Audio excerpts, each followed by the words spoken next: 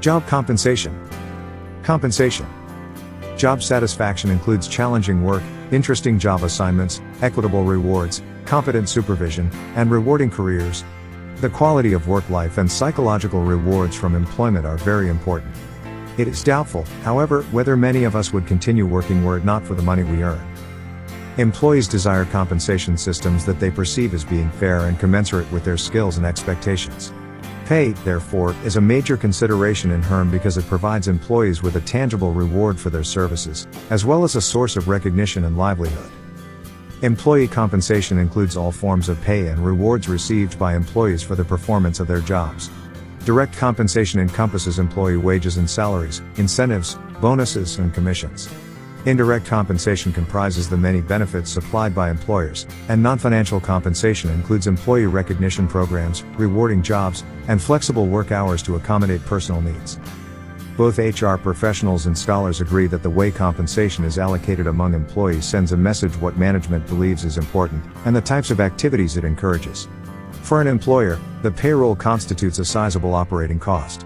In manufacturing firms, compensation is seldom as low as 20% of total expenditures, and in service enterprises it often exceeds 80%. A sound compensation program is essential so that pay can serve to motivate employee production sufficiently to keep labor costs at an acceptable level. The management of a compensation program, job evaluation systems, and pay structures for determining compensation payments is covered here. Included will be a discussion of federal regulations that affect wage and salary rates. Employee benefits that are part of the total compensation package are discussed later. The compensation program. A significant interaction occurs between compensation management and the other functions of the HR program.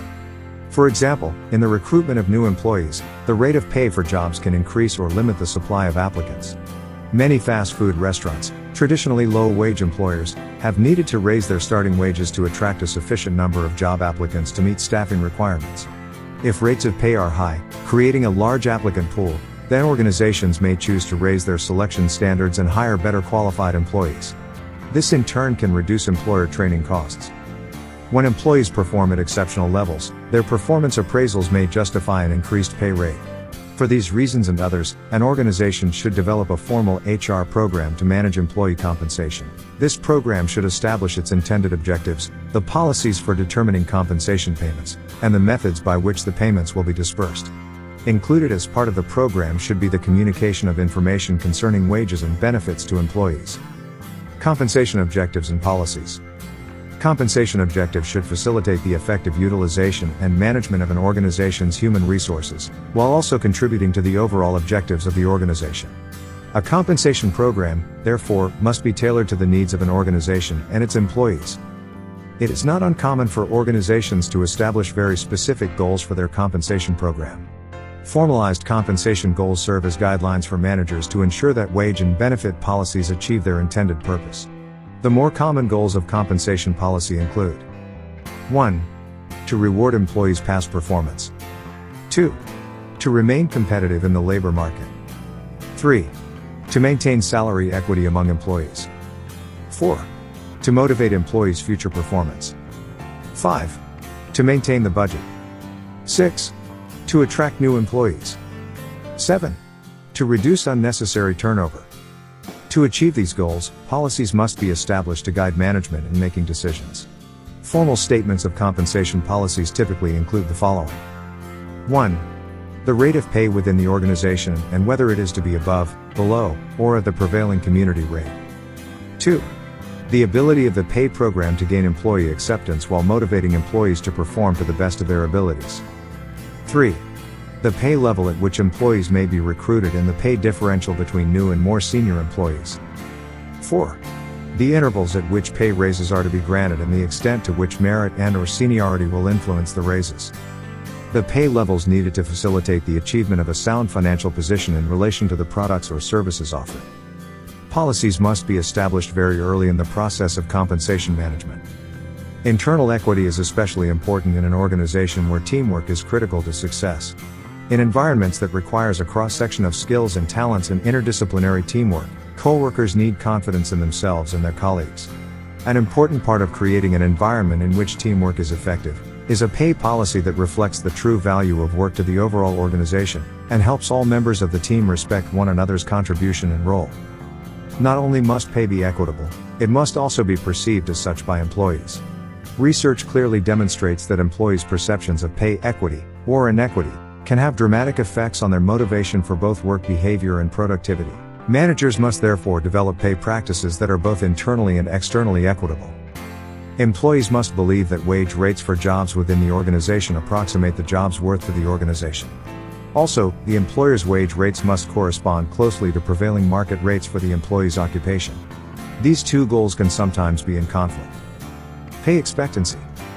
The expectancy theory of motivation predicts that one's level of motivation depends on the attractiveness of the reward sought. The theory holds that employees should exert greater work effort if they have reason to expect that it will result in a reward that is valued. To motivate this effort, the value of any monetary reward should be attractive. Employees also must believe that good performance is valued by their employer and will result in their receiving the expected reward. The chart below illustrates the relationship between pay for performance and the expectancy theory of motivation. The model predicts that high effort will lead to high performance, expectancy, and high performance in turn will lead to monetary rewards that are appreciated, valued. Since pay for performance leads to a feeling of pay satisfaction, this feeling should reinforce one's high level of effort. Pay secrecy. Misperceptions by employees concerning the equity of their pay and its relationship to performance can be created by secrecy about the pay that others receive. There is reason to believe that secrecy can generate distrust in the compensation system, reduce employee motivation, and inhibit organizational effectiveness. Yet pay secrecy seems to be an accepted practice in many organizations in both the private and the public sector. Managers may justify secrecy on the grounds that most employees prefer to have their own pay kept secret. Probably one of the reasons for pay secrecy that managers may be unwilling to admit is that it gives them greater freedom in compensation management, since pay decisions are not disclosed and there is no need to justify or defend them. Employees who are not supposed to know what others are being paid have no objective base for pursuing grievances about their own pay. Secrecy also serves to cover up inequities existing within the pay structure. Furthermore, secrecy surrounding compensation decisions may lead employees to believe that there is no direct relationship between pay and performance. The basis for compensation. Work performed in most private, public, and not-for-profit organizations has traditionally been compensated on an hourly basis. It is referred to as hourly or day work, in contrast to piecework, in which employees are paid according to the number of units they produce. Hourly work, however, is far more prevalent than piecework as a basis for compensating employees. Hourly or day work paid on an hourly basis. Piecework work paid according to the number of units produced. Employees compensated on an hourly basis are classified as hourly employees, or wage earners. Those whose compensation is computed on the basis of weekly, bi-weekly, or monthly pay periods are classified as salaried employees. Hourly employees are normally paid only for the time they work. Salaried employees, by contrast, are generally paid the same for each pay period, even though they occasionally may work more hours or fewer than the regular number of hours in a period. They also usually receive certain benefits not provided to hourly employees. Another basis for compensation centers on whether employees are classified as either non-exempt or exempt under the U.S. Fair Labor Standards Act, FLSA. Non-exempt employees are covered by the Act and must be paid at a rate of 1.5 times their regular pay rate for time worked in excess of 40 hours in their workweek. Employees not covered by the overtime provision of the FLSA are classified as exempt employees. Managers and supervisors as well as a large number of white-collar employees are in the exempt category. Non-exempt employees. Employees covered by the overtime provisions of the Fair Labor Standards Act. Exempt employees. Employees not covered by the overtime provisions of the Fair Labor Standards Act. External factors. The major external factors that influence wage rates include labor market conditions, area wage rates, cost of living, legal requirements, and collective bargaining if the employer is unionized. Labor market conditions. The labor market reflects the forces of supply and demand for qualified labor within an area. These forces help to influence the wage rates required to recruit or retain competent employees. It must be recognized, however, that counter forces can reduce the full impact of supply and demand on the labor market. The economic power of unions, for example, may prevent employers from lowering wage rates even when unemployment is high among union members. Government regulations also may prevent an employer from paying at a market rate less than an established minimum. Area wage rates. A formal wage structure should provide rates that are in line with those being paid by other employers for comparable jobs within the area. Data pertaining to area wage rates may be obtained from local wage surveys.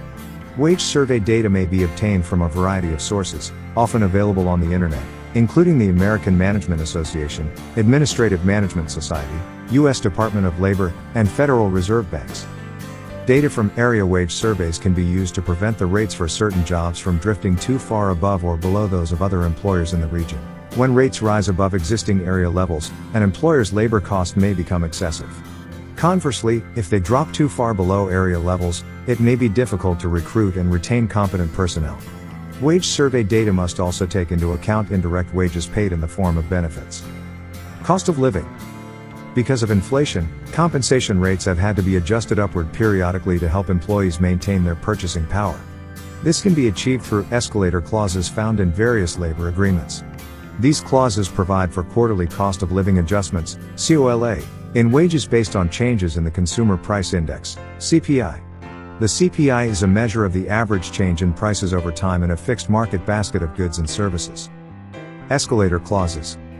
Clauses in labor agreements that provide for quarterly cost of living adjustments in wages, basing the adjustments upon changes in the Consumer Price Index. Consumer Price Index, CPI. Measure of the average change in prices over time in a fixed market basket of goods and services. The CPI is largely used to set wages. The index is based on prices of food, clothing, shelter and fuels, transportation fares, charges for medical services, and prices of other goods and services that people buy for day-to-day living. The Bureau of Labor Statistics collects price information on a monthly basis and calculates the CPI for the nation as a whole in various U.S. city averages. Separate indexes are also published by size of city and by region of the country. Employers in a number of communities monitor changes in the CPI as a basis for compensation decisions. Collective bargaining. One of the primary functions of a labor union is to bargain collectively over conditions of employment, the most important of which is compensation. The union's goal in each new agreement is to achieve increases in real wages, wage increases larger than the increase in the CPI, thereby improving the purchasing power and standard of living of its members. This goal includes gaining wage settlements that equal if not exceed the pattern established by other unions within the area. Real wages. Wage increases larger than rises in the Consumer Price Index, that is, the real earning power of wages. The agreements negotiated by unions tend to establish rate patterns within the labor market. As a result, wages are generally higher in areas where organized labor is strong. To recruit and retain competent personnel and avoid unionization, non-union employers must either meet or exceed these rates. The union scale also becomes the prevailing rate that all employers must pay for work performed under government contract. The impact of collective bargaining therefore extends beyond that segment of the labor force that is unionized. Internal factors. The internal factors that influence wage rates are the employer's compensation policy, the worth of a job, an employee's relative worth in meeting job requirements, and an employer's ability to pay. Employer's compensation policy. The compensation objectives of two organizations can be quite different. One might strive to be an industry pay leader, while another seeks to be wage competitive by paying employees at the 75th percentile of their competitors' wages. Both employers strive to promote a compensation policy that is fair and competitive. All employers will establish numerous compensation objectives that affect the pay employees receive.